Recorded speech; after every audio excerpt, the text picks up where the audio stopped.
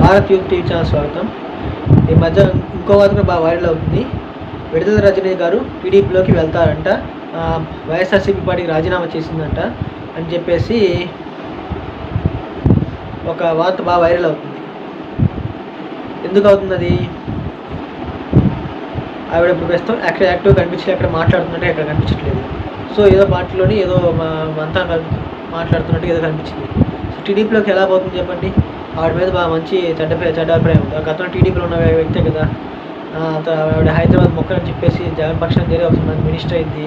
So అలాంటి వ్యక్తి టీడీపీలో పోతుంది, టీడీపీలో వస్తానని సరే రాణించుకుంటారంటే మాత్రం కష్టమేను. టీడీపీలోకి అయితే పోయే ప్రసక్తి లేదు. మేబీ జనసేన పోతుందా అంటే మాత్రం జనసేనలో కూడా పోవడానికి అవకాశం లేదు.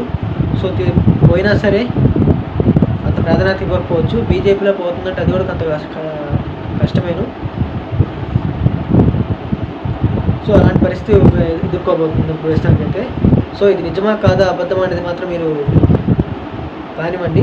కానీ టీడీపీలోకి వెళ్తానంటే మాత్రం రాణించుకోవడానికి ఎవరు లేరు అక్కడ, ఎవరు రాణించుకోండి. ఆ ఒకటి మాత్రం నిజం. మరి ఇంకే పార్టీలోకి వెళ్తుంది అనుకుంటే మాత్రం సో మేబీ ఇప్పుడున్న కూటమి పార్టీలోకి ఏ పార్టీలోకి వెళ్ళిపోవచ్చు. సో కాంగ్రెస్ పార్టీ అయినా పుంజుకుంటుందా అంటే మాత్రం ఆ పార్టీకి వెళ్ళిపోవచ్చు. సో ఇప్పుడున్నటువంటి పరిస్థితుల్లోని వైఎస్ఆర్సీపీ పార్టీ ఇంత బలంగా ఉంది. సో అలాగే జగన్ విమర్శ చేయలేదు, నేను ఈ పార్టీ నాకు జాయిన్ ఇలా చేశానని చెప్పేసి. సో ఆవిడే ఇలాగే చెప్పలేదు. సో బయటకు వచ్చి నేను ఈ పార్టీలు మాత్రం చెప్పలేదు. ఇవి అలాగే పుకార్లు బయటకు వస్తున్నసేపు అది బయటకు వచ్చి నేను పార్టీ మారటం లేదని చెప్పలేదు. సో మనం ఆలోచించాలి. దీనిపైన కూడా ఒక క్లారిటీ తీసుకోవాలి. సో ప్రతి ఒక్కరు మా ఛానల్ సబ్స్క్రైబ్ చేసుకోండి, అంతా లైక్ బెల్ ఐకాన్ యాక్టివేట్ చేసుకోండి.